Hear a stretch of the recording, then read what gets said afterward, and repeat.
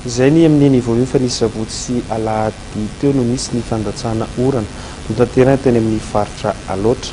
Mbola tsy feno kosa nefa ny fepetra ahafahana mandatsaka orana eto an-drenivohitra.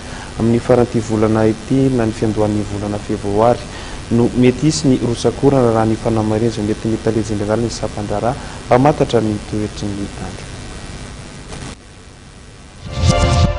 Tamin'ny sabotsy alahady natao ny asa fandatsahan'orana tany amin'ny faritra Aloatra.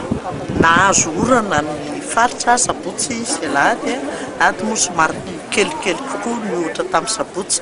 Najanonay izy androany dia mbola hojerevana indray ny situation fa raha pitsona raha afaka pitsondray mety tafavory le fepetra ahafahantsika manao an'le rotsak'orana. Raha tsy hoe hitako hoe mety tsy ho ampiana tosika intsony izy jerevana fa raha tratra le fepetra hoe ampilatsaka azy ho azy dia efa tsy atao intsony le asa fandatsahana. Ny fangatahana aloha dia faritra loatra satria manodidina Antananarivo plein de tanà fa eto amin'ny faritra Antananarivo aloha dia mbola tsy feno ny fepetra dia mbola tsy manao mihitsy.